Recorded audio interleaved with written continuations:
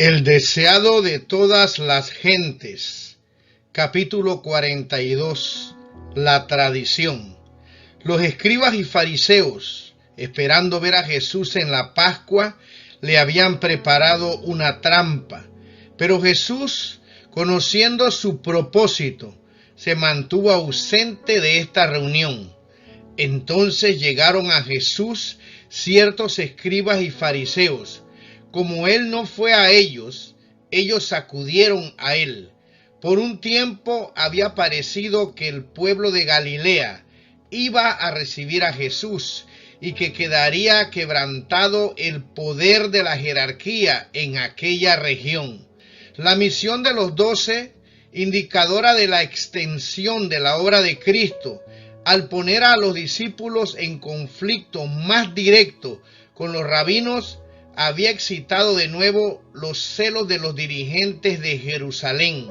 Habían sido confundidos los espías que ellos habían mandado a Capernaum durante la primera parte de su ministerio, cuando trataron de acusarle de que violaba el sábado. Pero los rabinos estaban resueltos a llevar a cabo sus fines. Enviaron ahora otra diputación para vigilar sus movimientos y encontrar alguna acusación contra él. Como antes, la base de su queja era su desprecio de los preceptos tradicionales que recargaban la ley de Dios. Se los decía ideados para mantener la observancia de la ley, pero eran considerados como más sagrados que la ley misma. Cuando contradecían los mandamientos dados en el Sinaí, se daba la preferencia a los preceptos rabínicos. Entre las observancias que con más rigor se imponían estaba la de la purificación ceremonial. El descuido de las formas que debían observarse antes de comer era considerado como pecado aborrecible que debía ser castigado, tanto en este mundo como el venidero, y se tenía por virtud el destruir al transgresor. Las reglas acerca de la purificación eran innumerables, y la vida entera no habría bastado para aprenderlas todas. La vida de los que trataban de observar los requerimientos rabínicos era una larga lucha contra la contaminación ceremonial, un sinfín de lavacros y purificaciones, mientras la gente estaba ocupada en distinciones triviales, en observar lo que Dios no había pedido. Su atención era desviada de los grandes principios de la ley. Cristo y sus discípulos no observaban estos lavamientos ceremoniales y los espías hicieron de esta negligencia la base de su acusación. No hicieron, sin embargo, un ataque directo contra Cristo, sino que vinieron a él con una crítica referente a sus discípulos. En presencia de la muchedumbre, dijeron: ¿por qué tus discípulos traspasan la tradición de los ancianos? ¿Por qué no se lavan las manos cuando comen pan? Siempre que el mensaje de la verdad llega a las almas con poder especial, Satanás excita a sus agentes para que provoquen alguna disputa referente a alguna cuestión de menor importancia. Así trata de distraer la atención de la cuestión verdadera. Siempre que se inicia una buena obra, hay maquinadores listos para entrar en disputa sobre cuestiones de forma o detalles técnicos para apartar la mente de las realidades vivas. Cuando es evidente que Dios está por obrar de una manera especial en favor de su pueblo, no debe dejarse arrastrar a una controversia que ocasionará tan solo la ruina de las almas. Las cuestiones que más nos preocupan son: ¿creo yo con fe salvadora en el Hijo de Dios? ¿Está mi vida en armonía con la ley divina? El que cree en el Hijo tiene vida eterna, mas el que es incrédulo al Hijo no verá la vida. Y en esto sabemos que nosotros le hemos conocido, si guardamos sus mandamientos. Jesús no intentó defenderse a sí mismo o a sus discípulos. No aludió a las acusaciones dirigidas contra él, sino que procedió a desenmascarar el espíritu que impulsaba a estos defensores de los ritos humanos. Les dio un ejemplo de lo que estaban haciendo constantemente y de lo que acababan de hacer antes de venir a buscarle. Bien invalidáis, les dijo, el mandamiento de Dios para guardar vuestra tradición, porque Moisés dijo, honra a padre y a madre, y el que maldijere al padre o a la madre, morirá de muerte. Y vosotros decís, basta si dijere un hombre al padre o a la madre, es corbán, que quiere decir don mío a Dios, y todo aquello con que pudiera valerte, y no le dejáis hacer más por su padre o por su madre. Desechaban el quinto mandamiento como si no tuviese importancia, pero eran muy meticulosos para cumplir las tradiciones de los ancianos. Enseñaban a la gente que el consagrar su propiedad al templo era un deber más sagrado aún que el sostén de sus padres, y que por grande que fuera la necesidad de estos, era sacrilegio darle al padre o a la madre cualquier porción de lo que había sido consagrado. Un hijo infiel no tenía más que pronunciar la palabra corbán sobre su propiedad, dedicándola así a Dios, y podía conservarla para su propio uso durante toda la vida, y después de su muerte quedaba asignada al servicio del templo.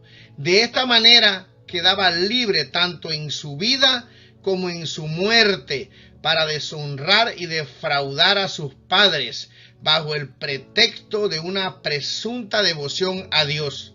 Nunca, ni por sus palabras ni por sus acciones, menoscabó Jesús la obligación del hombre de presentar dones y ofrendas a Dios. Cristo fue quien dio todas las indicaciones de la ley acerca de los diezmos y las ofrendas. Cuando estaba en la tierra, elogió a la mujer pobre porque dio todo lo que tenía a la tesorería del templo.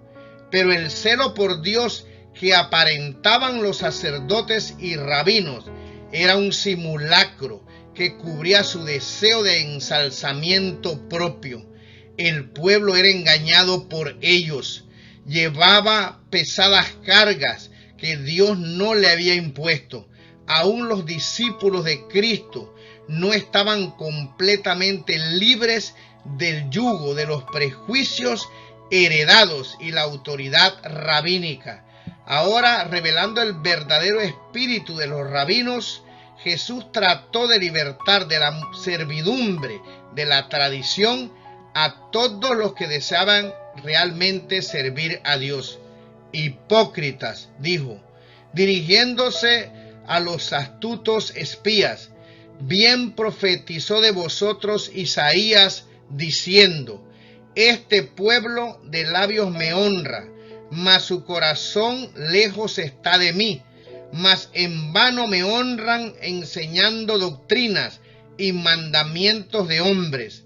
Las palabras de Cristo eran una requisitoria contra el farisaísmo. Él declaró que al poner sus requerimientos por encima de los principios divinos, los rabinos se ensalzaban más que a Dios. Los diputados de Jerusalén se quedaron llenos de ira.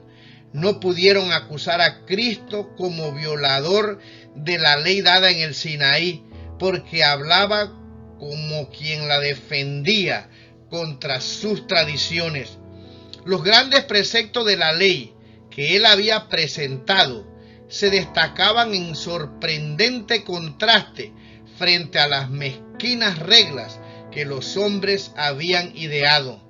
A la plenitud y más tarde con mayor plenitud a sus discípulos, Jesús explicó que la contaminación no proviene de afuera, sino de adentro.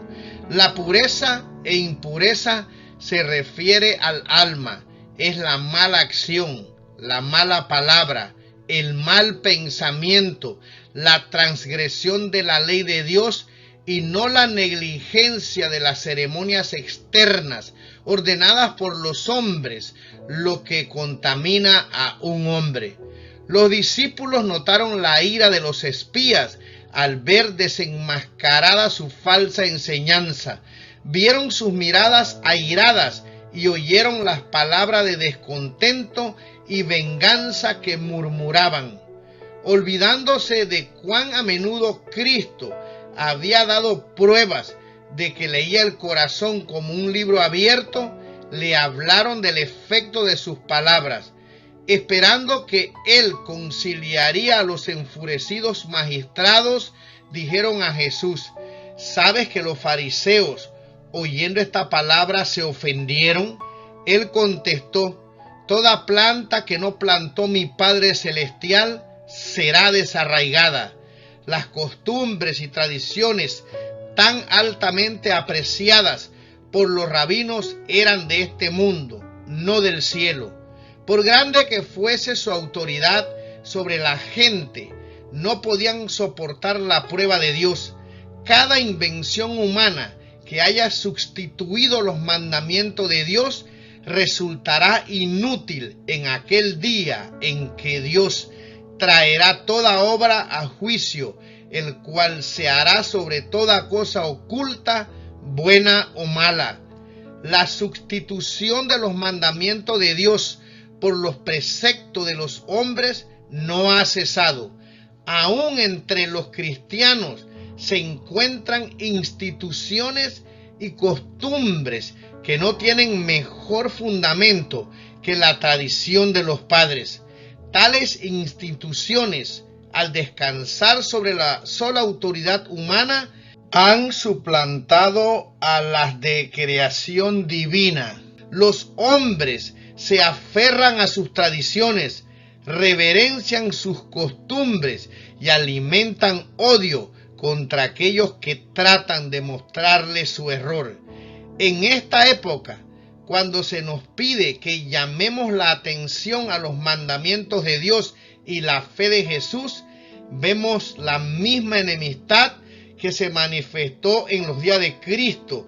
Acerca del último pueblo de Dios está escrito: el dragón fue airado contra la mujer y se fue a hacer guerra contra los otros de la simiente de ella, los que guardan los mandamientos de Dios y tienen el testimonio de Jesucristo. Pero toda planta que no plantó mi Padre Celestial será desarraigada. En lugar de la autoridad de los llamados padres de la iglesia, Dios nos invita a aceptar la palabra del Padre Eterno, el Señor de los cielos y la tierra. En ella sola se encuentra la verdad sin mezcla de error. David dijo: más que todos mis enseñadores he entendido, porque tus testimonios son mi meditación.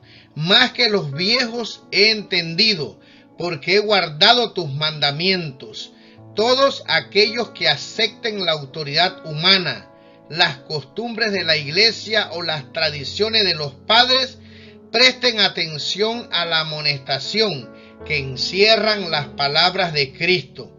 En vano me honran, enseñando doctrinas y mandamientos de hombres.